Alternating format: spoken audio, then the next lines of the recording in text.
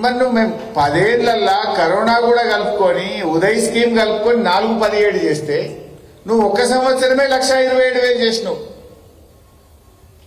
చేసిందేమున్నది? ఒక్క గ్యారంటీని అమలు చేయలేదు, ఉన్న పథకాలను కూడా కొనసాగిస్తలేవు. కొత్త పథకం వచ్చిందేమీ లేదు కానీ ఉన్న పథకాలు బంద్ చేసినావు కదా. రైతు బంధు బంద్ చేసినావు, కేసీఆర్ కిట్ బంద్ చేసినావు, న్యూట్రిషన్ కిట్ బంద్ చేసినావు, బతుకమ్మ చీరలు బంద్ చేసినావు, చేపల చెరువులలో చేప పిల్లలేసుడు బంద్ చేసినావు, దళిత బంధు పెట్టినావు, బీసీ బంధు పెట్టినావు, పిల్లలకు ఫీజు రియంబర్స్మెంట్ బంధు పెట్టినావు.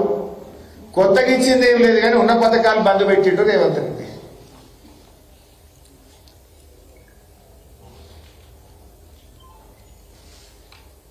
వాస్తవాలు చెప్తే మేము ప్రజల పక్షాన ప్రశ్నిస్తే అసెంబ్లీని బుల్డోజ్ చేసే ప్రయత్నం చేస్తున్నాడు. 2-3 గంటలు సుత్తి మాట్లాడిన రేవంత్ రెడ్డి 2 గంటల ఉపన్యాసంలో సారాంశం ఏదన్నా ఉందంటే ఎప్పుడు ఇస్తావో, ఎంత ఇస్తావో, ఏం చేస్తావో చెప్పిండా 2 గంటలు మాట్లాడితే. చర్చ ఏంది? రైతు భరోసా ఎంత ఇయ్యాలి, ఎన్ని ఎకరాలకు ఇయ్యాలని చర్చ పెట్టినాం. మొత్తం చర్చ అయిపోయిన తర్వాత సారాంశం ఏంది? రైతు బంధు ఎన్ని ఎకరాలకు ఇస్తావో చెప్పినావా, ఎంత ఇస్తావో చెప్పినావా, ఎప్పుడు ఇస్తావో చెప్పినావా? ఏమీ చెప్పలే. ఏమన్నా కనబడ్డదంటే రైతు బంధుకు ఎగనామం పెట్టినట్టు కనబడ్డది చర్చలో. మొన్న వానకాలం అయితే ఎగనామం పెట్టిండు, మొన్న వానకాలంకు రైతు బంధు రాలే. యాసంగి కూడా అప్పుడు కేసీఆర్ ఉండగా పైసలు తయారు పెట్టి బ్యాంకులలో వేస్తామంటే వీళ్ళు ఎలక్షన్ కమిషన్ కు ఫిర్యాదు చేసి ఆపిండ్రు. ఆ రోజు గా పైసలే వీళ్ళ గవర్నమెంట్ వచ్చినాక పడ్డాయి తప్ప అసలు నువ్వు కొత్తగా నీ ఏడాది పాలనలో రైతు బంధు ఆడించినావు. యాసంగి మొన్న వానకాలంకి అయితే రైతు బంధు ఇయ్యలే. రైతులు వడ్డీ వ్యాపారుల దగ్గర తెచ్చుకున్నారు. 2 రూపాయలు 3 రూపాయల మిత్తికి అప్పు తెచ్చుకోవాల్సిన పరిస్థితి వచ్చింది రైతులకు. ఇప్పుడు యాసంగి పంటకు కూడా ఆల్రెడీ నేను ఇందాక రాగా చూసిన నాట్లు పడుతున్నాయి, నార్మల్ కనబడుతున్నాయి, కొన్ని చోట్ల అయితే నాట్లు కూడా పడుతున్నాయి. మరి ఇంకెప్పుడు ఇస్తావు యాసంగికి? యాసంగి రైతు బంధు ఎప్పుడు ఇస్తావో స్పష్టంగా చెప్పాలి. నిన్న బీఆర్ఎస్ పార్టీ తరఫున చెప్పినాం, ఎప్పటిలాగా అందరికీ రైతు బంధు ఇవ్వాలి. నువ్వు ఆ రోజు మేనిఫెస్టోలో నేను కొందరికే ఇస్తా, కటింగ్ పెట్టా అని చెప్పలే కదా నువ్వు. ఇప్పుడైతే 5,000 మేము వస్తే 7,500 అన్నావు. మరి చెప్పిన మాట ప్రకారంగా రైతులందరికీ 7,500 రూపాయలు చొప్పున, వానకాలమే 7,500, యాసంగి 7,500 కలిపి 15,000 రూపాయల రైతు బంధు డబ్బులు వెంటనే రైతుల అకౌంట్లలో వేయాలని బీఆర్ఎస్ పార్టీ పక్షాన మేము డిమాండ్ చేస్తా ఉన్నాం.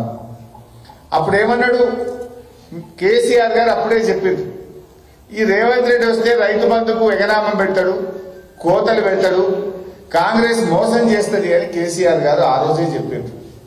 చెప్తే ఆ రోజు రేవంత్ రెడ్డి ఏమన్నాడో ఒక్కసారి వీడియో చూద్దాం. ఆ రోజు ఏం మాట్లాడిండో ఒక్కసారి చూద్దాం. కేసీఆర్ అంటున్నాడు కాంగ్రెస్ వస్తే రైతు బంధు బంద్ అవుతుందని. ఎందుకు బంద్ అవుతుందే? మేమేమన్నా దివాలా కాదమా?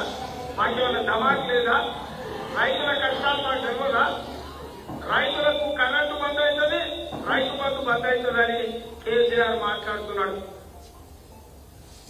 ఇప్పుడు ఎవరు దివానా కాలే? మరి ఇప్పుడు దివానా కాలే ఎవరో రేవంత్ రెడ్డి చెప్పాలి. మరి రైతు బంధు బంద్ అయిందా, బంద్ కాలేదా?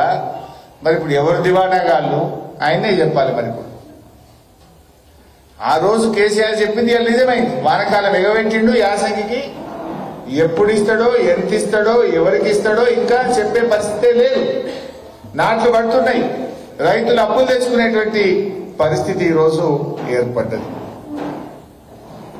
అంటే ఇంకా ఆ రోజు ఒక అడుగు ముందుకు పోయి కౌలు రైతులకు కూడా ఇస్తా అన్నాడు.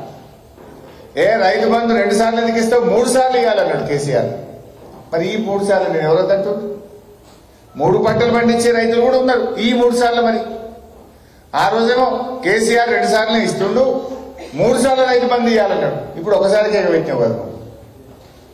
కౌలు రైతులకు కూడా ఇస్తా అన్నాడు. ఇప్పుడు వ్యవసాయ మంత్రి అడిగితే మాకు సంబంధం లేదు, అది రైతు కౌలు రైతు చూసుకోవాలన్నాడు.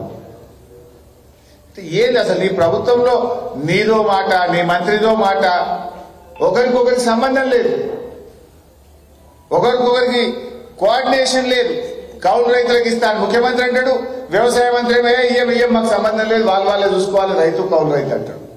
ఎవరిని నమ్మాలి?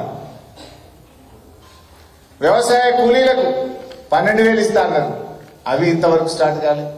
బడ్జెట్లో పెట్టిండ్రు, ఇంతవరకు వ్యవసాయ కూలీలకు ఇయ్యలే.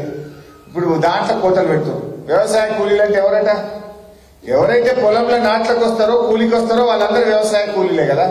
అట్లా కాదట, నీకు గుంట భూమి ఉన్నా నీకు ఇయ్యడట. నువ్వు ఉపాధి హామీ పనికి పోతేనే ఇస్తారట. దాంట్లో అన్ని కూలీలు కోతలు పెట్టే పని చేస్తున్నాడు. 5 గుంటలో గుంట భూమి 2 గంటల భూమి ఉంటే ఆయన భూమి ఉన్నట్ట? ఆ భూమితో ఆయన పంట వంటది బాగుపడతాడా?